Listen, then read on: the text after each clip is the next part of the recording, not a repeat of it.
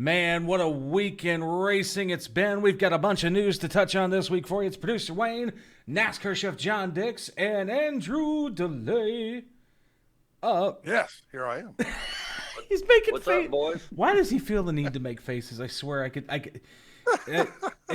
One of these days, folks, I'm going to have him in the studio with me, and I'm going to Bart Simpson him. I'm going to be like... Oh, my Lord. But, thanks, Wayne.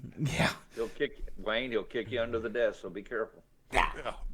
Bring that dang duck out here again. Oh, good God. Oh, Lord. I'm gonna put that duck on the spits. What I'm gonna do. All right, so we've got a bunch of news to cover this week for everybody here. Actually, four good topics to really kind of touch on here. So, as everybody knows, coming up here in just 2 short weeks, NASCAR is going to Mexico City to race down there for some fun times. And Andy, it has been officially announced today that Trackhouse Racing and Junior Motorsports are going to partner up here. And that's going to see Daniel Suarez running the JRM number 9 Chevrolet in the Xfinity Series coming up at Autodromo Hermanos Rodriguez, the road course in Mexico.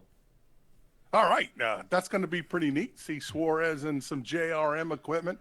I'm just curious how they're going to go down there. Are they going to convoy down there with a bunch of guys with guns on top of the haulers and stuff like that? I honestly, I don't know. That is to be determined.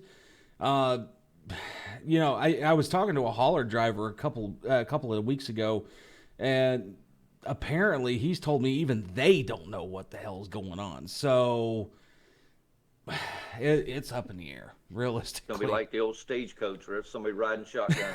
Someone riding shotgun, baby. Yeah, exactly. Exactly. Because I mean, you think about it. These guys are technically celebrity status to a degree. So they've got to be cautious about what they're doing. So who knows? We'll just have to wait and see what happens there. Moving on along now, though, Andy, did you know that we are already on the 30th annual ValleyStar Credit Union 300 for this year at Martinsville? No. I didn't either. Tell us about it, Wayne. So, well, everybody knows about the ValleyStar Credit Union 300. It's literally one of the pinnacle late model races that anybody can be involved in when it comes to short track racing and all sorts of stuff that late models get into. But Martinsville Speedway will officially host the 30th annual NASCAR ValleyStar Credit Union 300, the finale of the Virginia Triple Crown. So again, prestigious race. And the cool part is, in honor of this anniversary, Martinsville Speedway is going to up the ante in the Triple Crown race. So for the first time ever, the winner of Sobo and Langley's Triple Crown races will have a guaranteed starting position in the finale this year, which has never been done before. That's pretty cool. So everyone's going to battle for a grandfather clock. Exactly. And now here's the best part is those winners will have an ensured chance to compete for the championship regardless of qualifying effort too. So much like knockout rules, things like that. So if you win at Sobo and if you win at Langley, you're guaranteed a starting spot in the ValleyStar Credit Union 300. Now, if it just happens to be the same person that wins both races, well, they ain't got nothing to worry about. Front row, baby, outside and inside bowl. That would be entertaining, wouldn't it? Oh, my Lord. One car on the front row. Yeah, exactly. And so not only does 2025 make 30 years of the famed Triple Crown finale, but this year also celebrates 10 years of the long-standing partnership between ValleyStar Credit Union and Martinsville Speedway dating back to 2015 when the company was first named the entitlement sponsor for the race from 2015 moving forward. So that, all in all, 2025's had some big news so far this year, guys. Yeah, it's got to be all right. I just never have heard of the race. I thought you were referring to a NASCAR Cup Series or Xfinity Series race. No, dude, we've talked about the ValleyStar Credit Union 300 every single year this show's been on the air. Where have you been at? Oh, flog me, Wayne. Go ahead. Flog me. No, you know what? I'm not going to flog you. I'm just going to do this instead. That stupid ass mumble. Anyway, I knew that was coming. No, trust me. If I'm gonna flog you for real, I'm just gonna fart later and just leave you in the studio. And Andy's going to kick you under the table again. Is what he's going to do. where's that duck? I'm looking for him. Damn it! Where's my spit? Whack. Okay. All right, but moving on here. So speaking of late model racing here, Andy, the boys in the Pro Super Series, or excuse me, the Pro Super. It's not the Pro Super Series. It's the Southern Pro Series. There we go. I got it right. Get it out, Wayne. Exactly. So the Southern Pro Series was over at Nashville Fairgrounds this past weekend, and our buddy Josh Berry, Andy, was originally declared the winner, but was disqualified. Oh, uh-oh. So this past Thursday night, Nashville Fairgrounds Speedway, Trey Craig was declared the winner officially of the Rackley Roofing Battle of Broadway 150, following the disqualification of Josh Berry following a post-race technical inspection.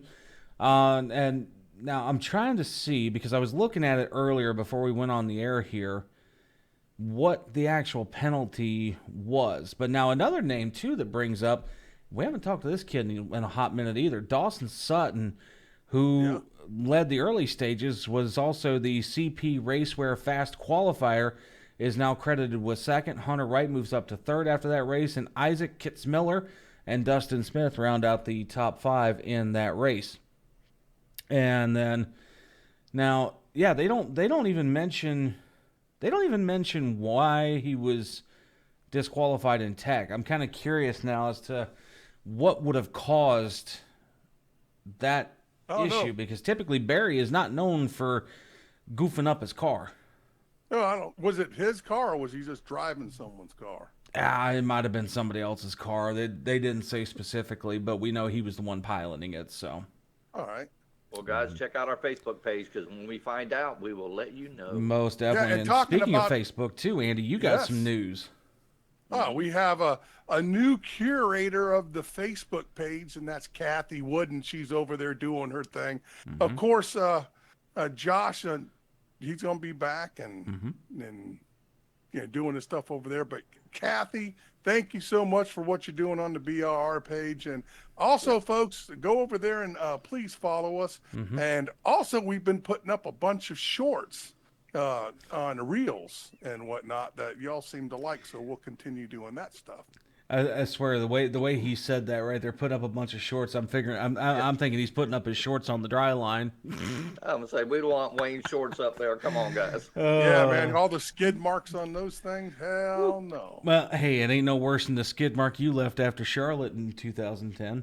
Hey, listen, at least I wrecked the freaking car. But anyway, I guarantee you, Kyle Busch, after he heard that, was probably like, "That son of a bitch, you wrecked my damn car."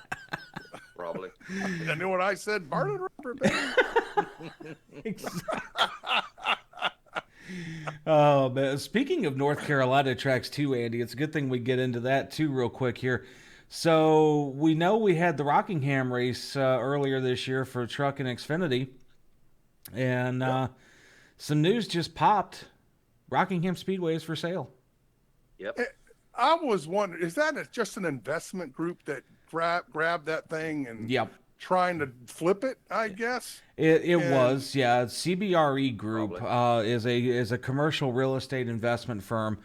To where they bought it up temporarily and did what they could with it. But now, the way the article reads, now this was available in the Charlotte Observer this morning here locally in the North Carolina area, is that under the direction of Rockingham Properties headman Dan Lovenheim, say that name 5 times fast. Okay. Who bought the track in 2018 for a whopping $2.8 million. The track received more than $10 million in grants from the General Assembly in North Carolina, which was part of the COVID funds that we talked about a couple of years ago, and made numerous improvements to the facility.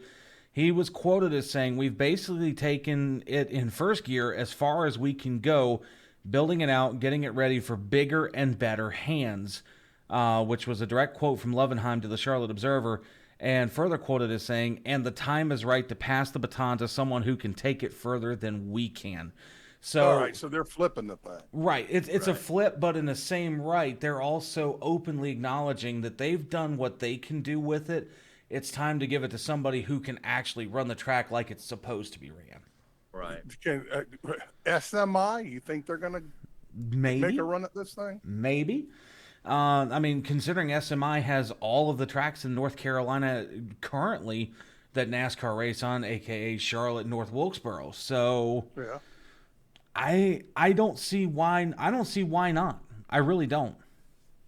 I agree. And there's a resurgence here in older tracks, North Wilkesboro, talking about a success story. Yeah. Thanks to Dale Jr. on that one.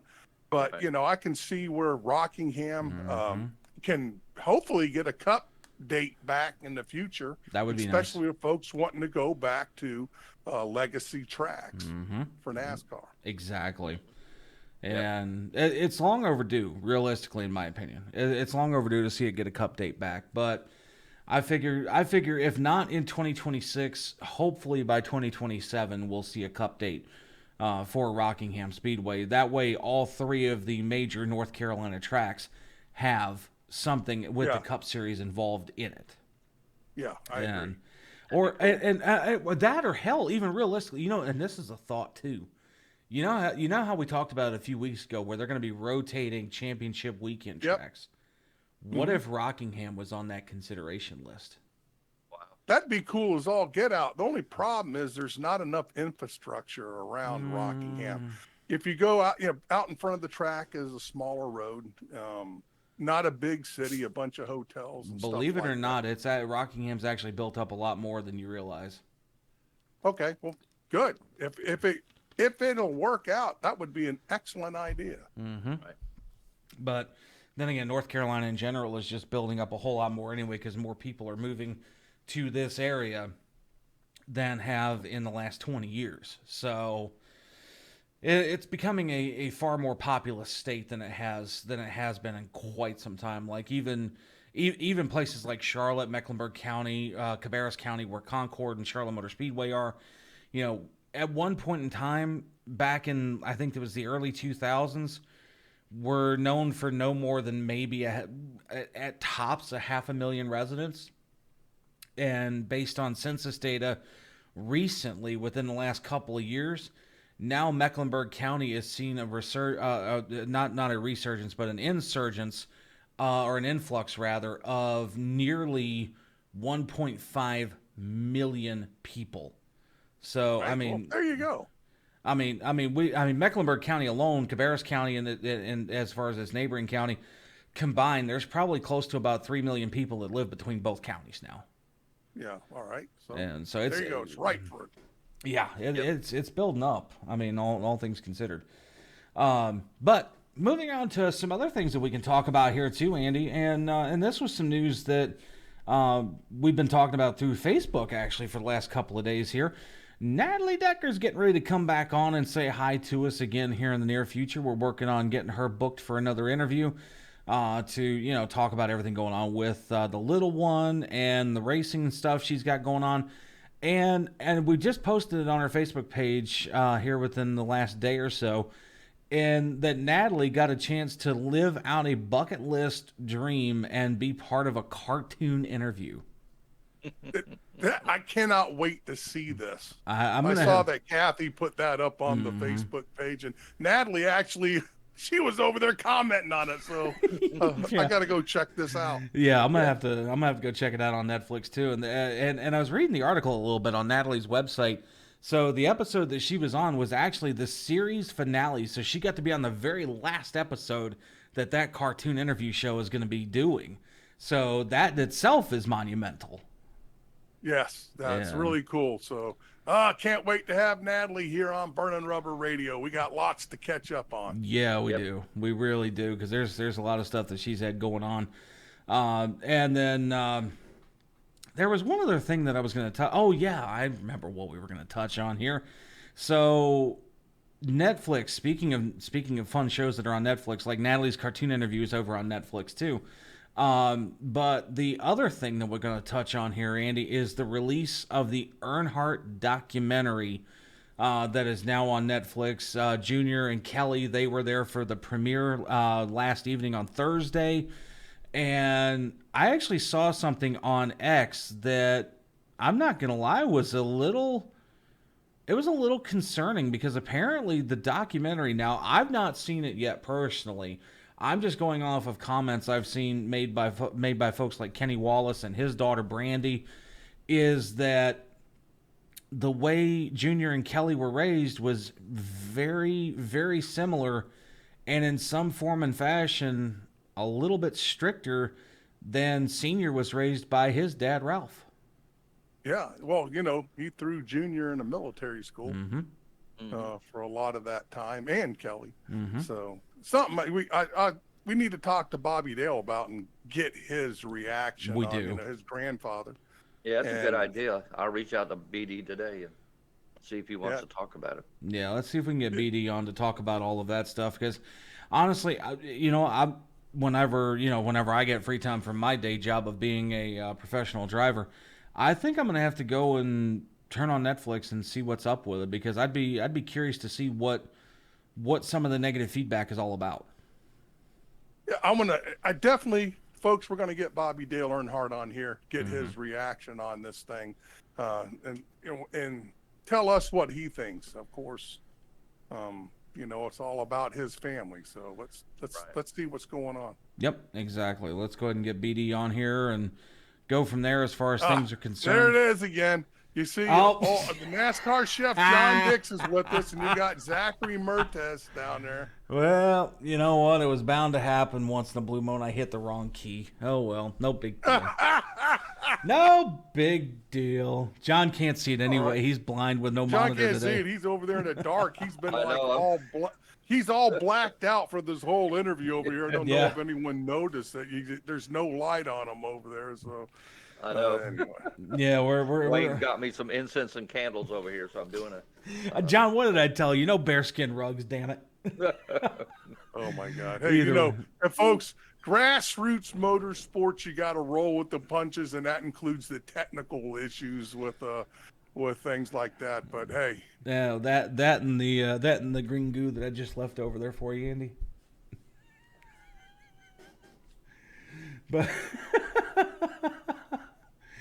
he's trying to hold his breath. I don't know how long that's going to last, folks. We're going to have to get off. We're talking about technical issues and things are technical issuing over here.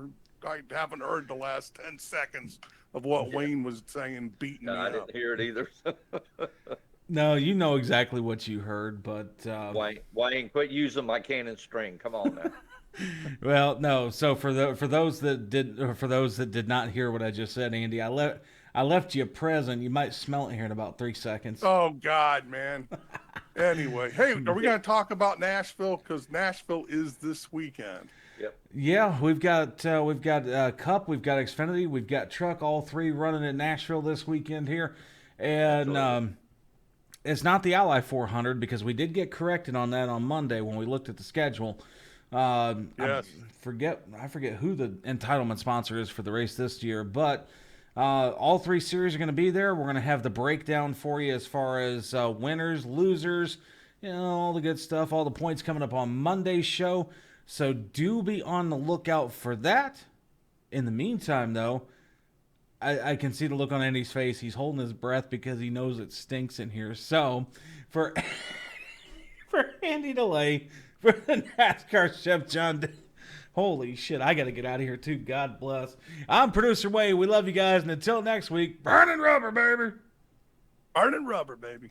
Burning rubber, baby.